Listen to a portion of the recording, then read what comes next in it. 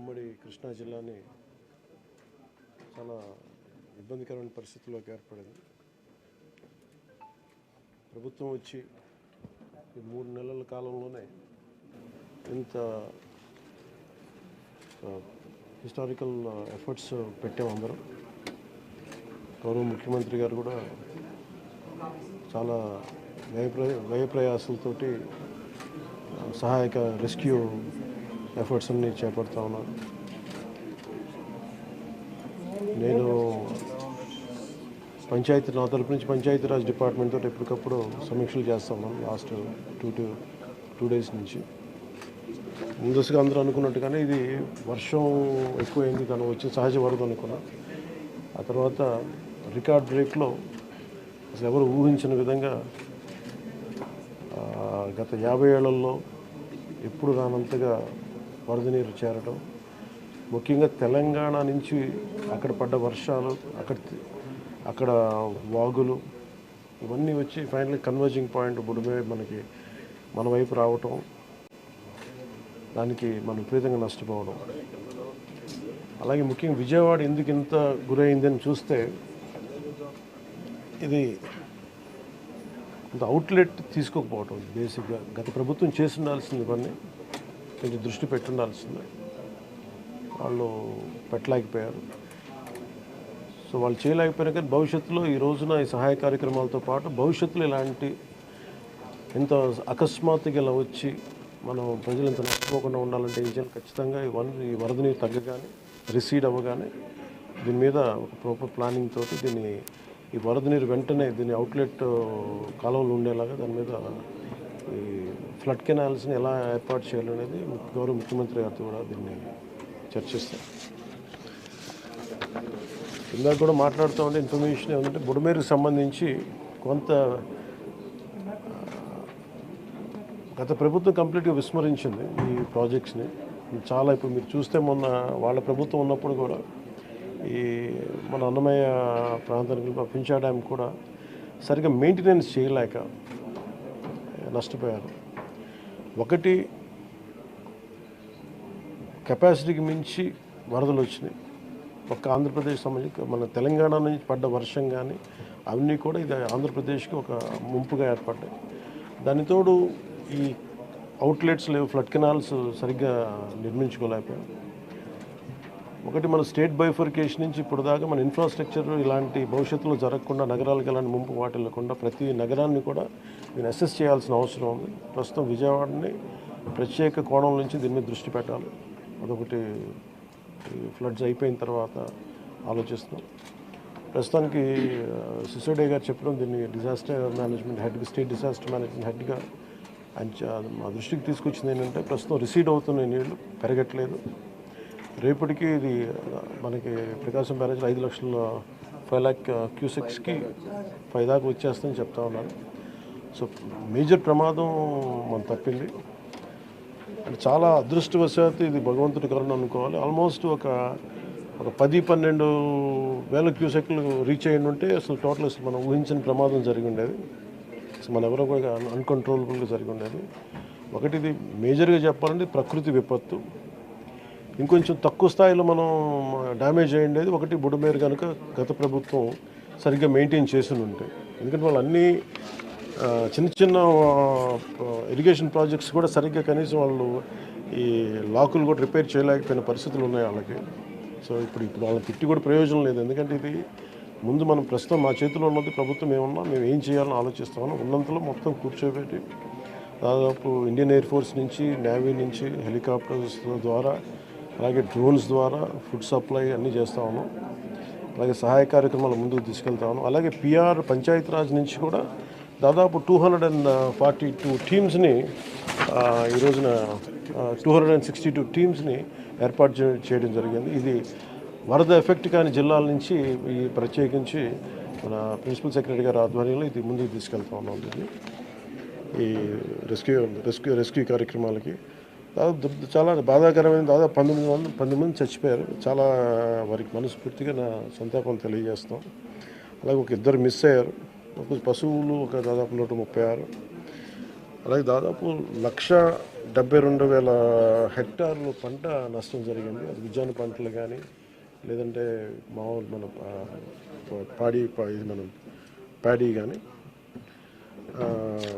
ప్యాడీయే దాదాపు 1,72,000 హెక్టార్లు. హార్టికల్చర్ వచ్చి ఒక 15,000 హెక్టార్స్ ఉంది. అలాగే 176 రీహాబిలిటేషన్ సెంటర్స్ని ఏర్పాటు చేయడం జరిగింది. దీనిలో ముఖ్యంగా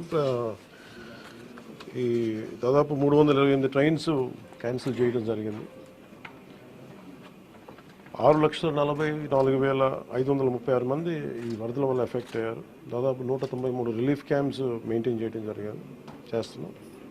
అలాగే దాదాపు 42,707 మందికి రిలీఫ్ క్యాంప్స్లో అకామిడేట్ చేసాం. దాదాపు 194 మెడికల్ క్యాంప్స్ ఆర్గనైజ్ చేసాం. దీనికి ఇది ఇంకొక ఈ డేంజర్ ఇలా కంటిన్యూ అవుతుందా లేదని చూస్తుంటే ఖచ్చితంగా తగ్గుముఖం పడుతుంది. ఇది గాబరా పడాల్సిన అవసరం లేదు. అలాగే మేము సహాయ కార్యక్రమాలు పాపం అందరూ కూడా పిఆర్ పంచాయతీరాజ్ దగ్గర నుంచి స్టేట్ సిసోడియా గారి అధ్యక్షతన గౌరవ ముఖ్యమంత్రి చంద్రబాబు గారి ఆధ్వర్యంలో సహాయ కార్యక్రమాలు స్టేట్ డిజాస్టర్ మేనేజ్మెంట్ అలాగే నేషనల్ డిజాస్టర్ మేనేజ్మెంట్ అందరూ ఒకటే ఇన్ ట్యాండెం కలిసి పనిచేస్తూ ఉన్నారు. సో దాదాపు ఈ సెంటర్కి 600 to 700 కాల్స్ వస్తూ ఉన్నాయి. ఈ సెంటర్కి ఎక్కడెక్కడ ఇబ్బందులు ఉన్నాయంటే అడ్రస్ చేస్తూ ఉన్నారు. అతి తక్కువ సమయంలో ఇంత ఎఫెక్టివ్గా పనిచేయగలిగాం. కానీ భవిష్యత్తులో ఇలాంటివి జరగకుండా ఉండాలని మేమందరం కోరుకుంటున్నాం. అలాగే ఆ దిశగా పనిచేస్తాం. ఇది ఒక రోజుతో కాకుండా ఇది రాత్రంతా పాపం సిసోడియా గారు కానీ అందరు కానీ ప్రతి పంచాయతీరాజ్ కానీ అందరూ ఈ డిజాస్టర్ మేనేజ్ ప్రతి ఒక్కరి కాల్ సెంటర్స్లో ఉన్నవాళ్ళు మొత్తం అందరూ రాష్ట్ర యంత్రాంగం మొత్తం ఆల్మోస్ట్ ప్రతి ఒక చిన్నపాటి ఏరియా కూడా ఒక ఐఏఎస్ ఆఫీసర్ని పెట్టి సహాయ కార్యక్రమాలని ముందుకు తీసుకెళ్తా ఉన్నాం. అలాగే సిసోడియా గారు కూడా ఆయన అహిర్నిస్లో లాస్ట్ ఒక 72 గంటలుగా ఆయనకి నిద్ర కూడా లేకుండా ఇక్కడే కూర్చొని మొత్తం అహిర్నిస్లు అందరూ అప్రమత్తంగా దీన్ని పర్యవేక్షిస్తూ ఉన్నాం. ఇప్పుడు దీన్ని అనలైజ్ చేసి ఇప్పుడు ఎవరి తప్పు వీటన్నిటికంటే కూడా మేము అంటే మా ముందున్నది మేము ఎంత సహాయ కార్యక్రమాల్లో పాల్గొనగలం. అలాగే నేను ఈ సమావేశం తరఫున ప్రైవేట్ వ్యక్తులు కూడా మన పత్రికా ప్రకటన ద్వారా నేను మిమ్మల్ని అప్పీల్ చేశాను. ఈ రోజున మొత్తం రాష్ట్ర హితువు కోరుకున్న ప్రతి ఒక్కరూ 3 పార్టీల వ్యక్తులు మద్దతుదారులు అందరూ కూడా మనందరం ఇలాంటి ప్రకృతి విపత్తులు వచ్చినప్పుడు అందరం కలిసి మనం ముందుకు తీసుకెళ్ళాలి. రాష్ట్ర ప్రభుత్వం నుంచి కొత్తగా ఏర్పడ్డ ప్రభుత్వం మనం ముందుకు తీసుకెళ్తా ఉన్నాం. అలాగే మీ వంతు సహాయం కూడా మీరు చేయమని కోరుకుంటా ఉన్నాను. అలాగే నా సైడ్ నుంచి కూడా ఈ ప్రత్యేకించి రాష్ట్ర సీఎం రిలీఫ్ ఫండ్కి 1 కోటి రూపాయల నిధుల్ని నేను చంద్రబాబు గారి రాష్ట్ర ముఖ్యమంత్రి నిధికి నేను విరాళంగా ప్రకటిస్తున్నాను. ఈ సహాయ కార్యక్రమాలకి చిన్న ఒక పూర్తి స్థాయిలో ఏమాత్రం వాళ్ళకి వచ్చినా కానీ నాకు చాలా ఆనందం కలుగుతుంది. ఆ దిశగా రేపు కలిసి వారికి అందజేస్తున్న చెక్ ఒకటి. అలాగే ఈ పరిస్థితుల్లో ఒక చిన్న అనాలిసిస్ ఏంటంటే రీహాబిలిటేషన్కి షిఫ్ట్ చేయబడ్డవారు 42,000 మంది. నిన్న మెసేజ్ కూడా పెట్టాను. ఆర్బీ రోడ్స్లో కూడా దాదాపు 1,808 కిలోమీటర్లు డ్యామేజ్ అని ఒకటి కరెక్ట్ చేసుకోవాలి, దాన్ని దృష్టి పెడుతున్నాం. అలాగే 188 బోట్స్ యాక్షన్లో ఉన్నాయి, దాదాపు 5 హెలికాప్టర్స్. అలాగే గజేతగాళ్ళు దాదాపు 283 మంది సహాయ కార్యక్రమాలు పాల్గొన్నారు. దాదాపు 3 లక్షల ఫుడ్ ప్యాకెట్స్ సప్లై చేశాం. అలాగే ఈ కంట్రోల్ రూమ్ ప్రజలకు ఏదైనా సరే మీకు అత్యవసరమైన పరిస్థితుల్లో ఉండాలి అంటే ఇది 112 ఈ నెంబర్ కానీ అత్యవసర నెంబర్లు కానీ 1070. సో 112 మీరు ఎక్కడున్నా సరే విపత్తులు ఇరుక్కుపోయి ఏదైనా కష్టం ఏదైనా ఇబ్బంది ఉందంటే వెంటనే మేము స్పందిస్తాం. దానికి మీరు కంట్రోల్ రూమ్ నెంబర్ 112, ఇంకొక నెంబర్ 1070. ఇది కాకుండా 1800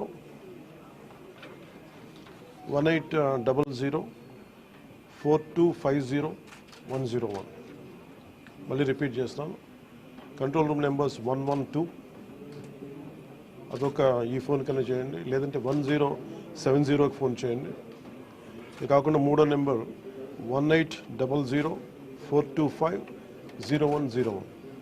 మీరు ఈ కంట్రోల్ రూమ్కి చేసిన మీకు ఏ సహాయకరమైన ఎక్కడున్న విపత్తులు మీరు ఇరుక్కుపోయినా కానీ మేము వెంటనే తక్షణంగా స్పందిస్తాం తెలియజేసుకుంటే, అలాగే దాదాపు 80 కోట్ల రూపాయలని జిల్లాలకి ఈ రిలీఫ్ అండ్ రీహాబిలిటేషన్కి విడుదల చేయడం జరిగింది.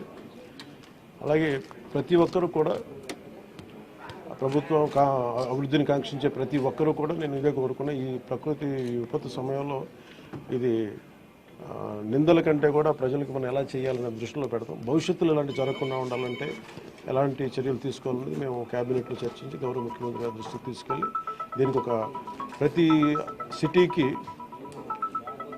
సిటీకి ఒక మాస్టర్ ప్లాన్ తయారు చేయాలి. ఫ్లడ్ మేనేజ్మెంట్కి ఒక మాస్టర్ ప్లాన్ ఉండాలి. అందుకని ఆ దృష్టిలో పెడతాం భవిష్యత్తులో. Thank you. అంటే ఇది ముందు రోజే అనుకున్నాను. యాక్చువల్గా ఇది మా దృష్టికి ఏంటంటే ముందు 1వ తారీఖు అనుకున్నప్పుడు అందరూ ఏమన్నారంటే మీరు వస్తే ఇది మాకు ఈ రిలీఫ్ ఆపరేషన్స్కి ఇబ్బంది అయిపోద్ది, మాకు దయచేసి మీరు ఈ రిలీఫ్ ఆపరేషన్ మీరు అడ్డం అయిపోతారని చెప్పేసి వారి సూచన మేరకు నేను ఆగిపోవాల్సి వచ్చింది. ఇప్పుడు కూడా ఒకసారి వాళ్ళ నిర్ణయం తీసుకొని వాళ్ళు టేక్ కాల్ వెళ్తే అది సహాయపడాలి, కానీ మళ్ళీ ఇంకొక కేయాటిక్ మీకు తెలుసు, అందుకని దాన్ని దృష్టిలో పెట్టుకుని కొంచెం తటపాయిస్తున్నాను. అంత లేదు, కొంచెం ఇబ్బంది లేదంటే ముందంటే మెయిన్ అధికారులు పాపం గత 72 గంటల నుంచి వాళ్ళు నలిగిపోతారు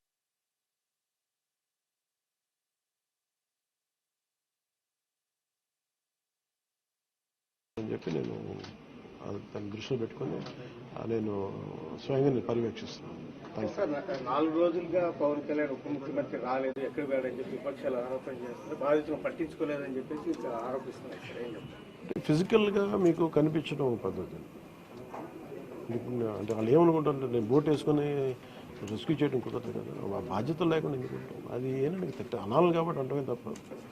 ఎంటైర్ మీరు చూస్తే మా పిఆర్ మెషినరీ, మన పిఆర్ పంచాయతీరాజ్ మెషినరీ మొత్తం ఎంటైర్ వర్క్ చేస్తాం మా సైడ్ నుంచి.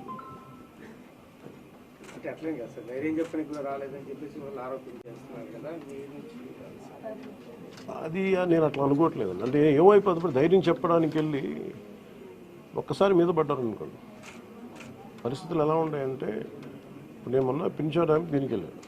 నేను వెళ్ళి సహాయ కార్యక్రమం అంటే నేను ఒక ప్రత్యేకమైన పరిస్థితిలో ఉన్నాను, అది మీరు అర్థం చేసుకోవాలి.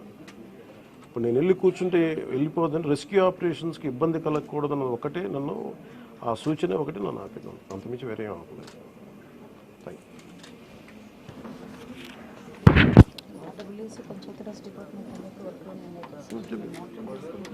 అలాగే నిన్నే చెప్పాను అంటే పంచాయతీరాజ్ కానీ, రూరల్ వాటర్ సప్లై కానీ, ఇంజనీరింగ్ డిపార్ట్మెంట్ కానీ ఇవి కన్సిస్టెంట్గా పనిచేస్తున్నాయి in tandem with rescue operations. So దాన్ని కూడా మీరు దృష్టిలో పెట్టుకోవాలి.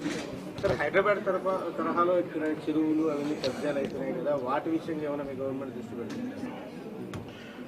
ఇప్పుడు ఇది సక్సెసివ్గా ఇప్పుడు మనం అంటే దీంట్లో ఒక ఇది ప్రతి ప్రభుత్వం తీసుకోవాల్సిన బాధ్యత ఇది. ఇప్పుడు దీంట్లో ఆల్రెడీ చెరువుల్లో కొంచెం నాలాల్లో కట్టేసినవి ఉంటాయి.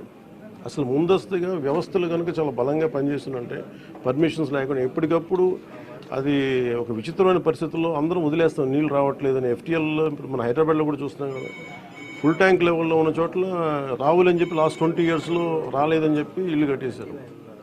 ఎప్పుడో సరదాగా మనం అది ఎప్పుడు ఈ జలవనరుల శాఖ ఎప్పటికప్పుడు ఇది కట్టద్దు, పర్మిషన్స్ ఇవ్వద్దని అంటుంది మళ్ళీ, కానీ దాన్ని స్థానిక మున్సిపాలిటీలు కావచ్చు, కార్పొరేషన్స్ కావచ్చు ఇచ్చేసిన పరిస్థితుల్లో మీరు హైదరాబాద్ చూస్తున్నారు. మనకు కూడా అలాంటి పరిస్థితులు ఉన్నాయి. ఇది సక్సెసివ్గా జరుగుతూ ఉండింది. దీన్ని ఎట్లా అడ్రస్ చేయాలనేది ఇది ఒక సోషల్ ఇష్యూ కూడా అవుతుంది.